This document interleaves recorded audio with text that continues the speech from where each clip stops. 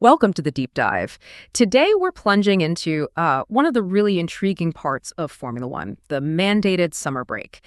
You know, that time when the engines go quiet, the paddock seems almost eerily silent for a couple of weeks, and you might think the whole sport just, shuts down completely. But what really happens inside an F1 factory during that shutdown? Does everything truly grind to a halt? It's a bit of an enigma, really, and it tells you a lot about how these teams operate. Our journey into this fascinating question is kind of powered by an incredibly insightful video transcript we came across. It was originally shared on the F1 Blog's YouTube channel. They really tackle this exact question head on, giving us a pretty unique look into this, hidden side of F1. Yeah, absolutely. And our mission today really is to unpack that, to look at the official rules versus the, let's say, the practical realities on the ground.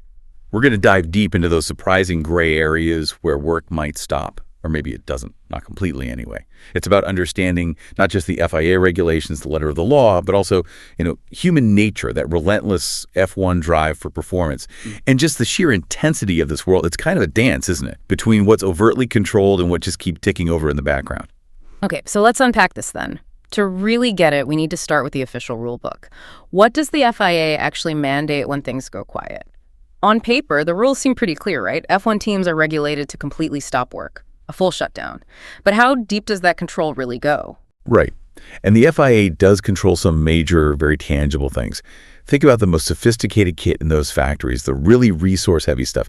We're talking about what the source calls the banks, where pieces are rolling. Yeah. Basically, these huge automated machining centers, incredibly precise, very powerful for making complex parts. Those are definitely shut down, no question.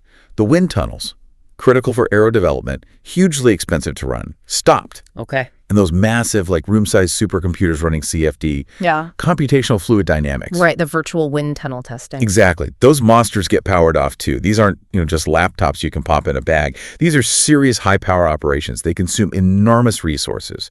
And there's a very practical reason behind this strict control, especially now with the budget cap in place. Ah, yes, the budget cap. That changes things. It really does. Running those facilities, the machining, the wind tunnel, the CFD clusters, it's incredibly expensive. Millions. So stopping them is actually a critical part of managing the budget for every single team. It's not just a holiday. It's a mandated cost-saving measure. I see. Plus, of course, it's also the time when the staff finally get their much-needed holidays, which, let's be honest, in a sport this intense, is absolutely vital to stop people burning out. Okay, so on paper, 100% stop. Total shutdown. But this is F1 we're talking about, where every tiny detail matters, innovation is constant. The reality is probably a bit fuzzier, right? You mentioned the control over the big physical assets, but what about the thinking, the strategy? Exactly.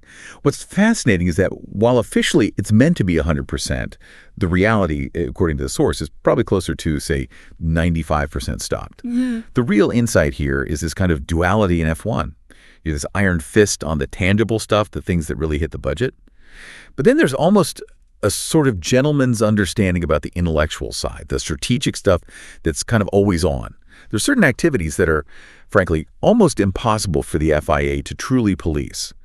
Our source really highlights this. Think about the strategic level, the management discussions, operational planning, strategy meetings, economic decisions, technical direction talks. The high-level stuff. Precisely. Those kinds of conversations, the intellectual gears of the team, they don't just grind to a halt because it's the summer break. And how do they happen? Well, phone calls keep going. Video conferences on Teams or Zoom or whatever. Emails fly back and forth, sometimes even personal ones, apparently, like from a Yahoo account, maybe to keep it off the official servers. Well, possibly. But the source does make the point that these activities usually don't involve what they call force of work, actual physical manufacturing. So no parts are being made or physically worked on during these chats. The direct impact on immediate car development is seen as, less significant than running a wind tunnel 24/7. But think about this example the source gives. It really paints a picture. Do you really think if Toto Wolff and Max Verstappen are talking about a future deal for next year, they'll just wait a couple of weeks because of vacation? No way. Yeah, good point. High-stakes F1 business doesn't really take a holiday, does it? Not for things like that. The wheels of deals, future planning, driver market stuff, that keeps turning. And here's where it gets really interesting for me. Because, the physical machinery stops, but the brain power that never truly pauses, does it? You mentioned the intellectual engine. What about things like, say, race data? The source mentioned that, right? Yes, absolutely. understanding competitor data, analyzing what happened in the last few races, processing all that information. That's an ongoing intellectual process. It doesn't just stop. The engineers, the strategists, their minds are still churning away. Making sense of the season, planning the next steps? Exactly. It's like a continuous mental deep dive, even if the factory doors are locked. Okay, so what about the manufacturing side itself? Are there nuances there too? It can't be just a hard stop on everything physical, surely? Well, yeah, there are some important distinctions. Take making carbon fiber parts, for example, the backbone of the car. The lamination process, that's where they lay down the layers of carbon fabric and resin in the molds. That can often be paused and picked up again. F1 factories often run 3 shifts, so one person can laminate part of a piece, go home, someone else takes over, or they finish it the next day. It's built for that kind of stop-start. Okay, so some things can be paused mid-process. And this is but contrast that with the critical curing processes. Yeah. That happens in these huge autoclaves. Right, the industrial ovens. Exactly. They use intense heat and pressure to harden the carbon fiber into its final super strong, super light form. Once you start one of those cycles, and they involve really precise temperature and pressure curves over many hours, you absolutely must finish it. You can't just hit pause. No way. You can't stop halfway through curing carbon fiber. It would ruin the part completely.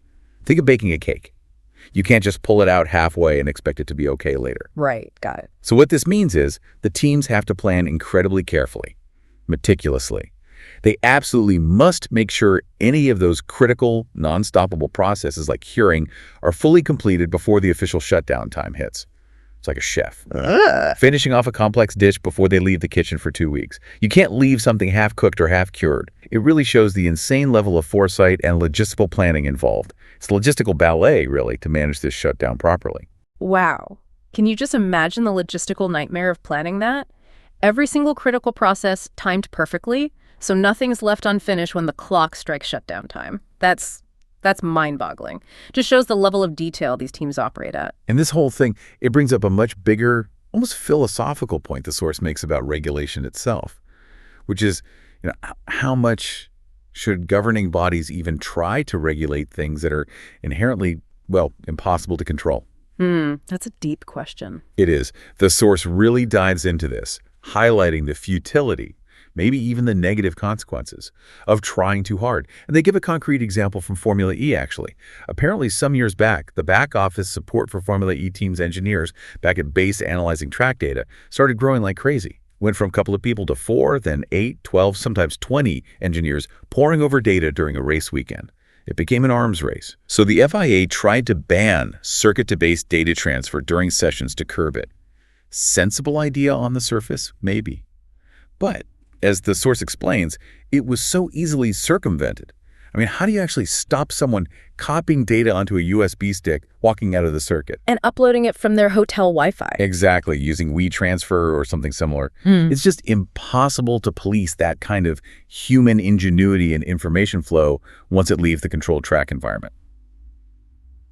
And the source has a pretty strong opinion on this. Right. They basically say trying to regulate the uncontrollable is, their word was stupid. Harsh, but I see the point. Yeah, because it just creates more disparity. Yeah. You'll have some teams, maybe with a really strict boss or culture, who follow the impossible rule religiously. Then you'll have others who just go, nah, and find the workarounds. Which creates an uneven playing field. Precisely. Those who are clever about getting around it gain an advantage. And it actually leads to less transparency, not more, because people are hiding what they're doing. So, bringing this back to the F1 summer break. Yeah. What does it all mean? It strongly suggests that, a pragmatic approach is probably the only way, isn't it? Focusing on what you can realistically control, like the big machinery, rather than creating rules that just invite loopholes for things you can't police anyway. But hang on, doesn't this 95% stop idea, this acceptance of uncontrollable work, doesn't that inherently favor the bigger teams, the ones with huge strategic departments who can really leverage that thinking time? That's a really crucial point. And yes, it probably does open the door for teams with more resources on the strategic and analytical side to keep that intellectual work going more effectively. Which leads us nicely into this whole concept of a gentleman's agreement in F1 during the break. Yes, the unwritten rules. Exactly. Yeah. Does it really exist? And if it does, how strict is it? The source seems a bit ambiguous, suggesting that while there might not be a formal pact, there's a kind of widely understood consensus that, yeah, people will still work to the limit, but within certain boundaries. What kind of boundaries? Well, it's about not pushing things so far that it becomes obviously unfair. Recognizing that high-level thinking and planning don't just switch off. There's definitely work that's considered allowable or maybe unavoidable. Ordering materials, for instance. Things like resins, carbon fiber sheets, specific cables, ECUs, the engine control units. Teams can't just wait 2 weeks if they suddenly realize they're short on critical stock for post-break upgrades. Right, supply chains don't stop. Exactly. Imagine they find a problem with a batch of resin after the last race, and they need a replacement fast for a planned upgrade. Waiting weeks could cost them performance. Those orders get placed. And unforeseen meetings that pop up based on recent race analysis. If something critical emerges, a new insight about a rival, a supplier issue, those calls will happen. Okay, so some essential logistics and urgent strategic stuff keeps going, but the source was also pretty clear on the definite no-goes, wasn't it? Oh, absolutely crystal clear. You absolutely cannot be manufacturing new physical parts during the shutdown. No new floors, no new wings being made. That's the red line. That's the big red line. And you definitely can't just subcontract that work out to get around the factory closure. The source puts it brilliantly. Trying large-scale, off-site fabrication like that would be as obvious as a clam. Love that. Impossible to hide. Completely. The FIA, other teams, they'd spotted a mile off. The physical, tangible production has to stop. So ultimately, that limit in the gentleman's agreement, it seems to be about not secretly engaging in hundreds of hours of fabricating new physical bits that would give you a clear, unfair performance jump right after the break. It's a pause on major physical development and production, but it's not a complete halt to the strategic, intellectual, and logistical wheels. Those keep turning, maybe a bit slower, but they keep turning, because that F1 machine, that pursuit of performance, it never truly sleeps. It's a fascinating balance, isn't it? And reflecting the pragmatic side of this ultra-competitive sport. So there we have it, the F1 summer break. It's really not the total shutdown you might imagine. It's much more of a strategic pause. The heavy machinery stops, the physical manufacturing largely halts, yeah. But the thinking, the planning, the logistics, those gears keep turning quietly in the background. It's this delicate, really intricate balance between the official rules, the practical realities, human ingenuity, and just that relentless competitive drive that defines Formula One. A really deep dive into how an entire industry manages to hit pause without actually truly stopping. Yeah, it leaves us with a bit of a provocative thought, doesn't it, for you, the listener, to mull over. Given how inherently difficult it is to control every single detail in a super high-stakes, fast-moving world like F1, how much should governing bodies like the FIA focus on trying to regulate every tiny aspect versus maybe trusting a certain level of professional conduct and these sort of gentlemen's agreements among the teams? Does trying to control the uncontrollable, as we saw maybe with that Formula E example, does it just end up creating more problems, like less transparency or an uneven playing field? Or is that strictness, even if imperfect, still necessary to keep some kind of lid on things and maintain fairness? What does this whole dance between the rules and the reality tell us about the future of regulation? Not just in sport, but maybe in other complex, innovation-heavy fields too. Definitely something to think about until our next deep dive.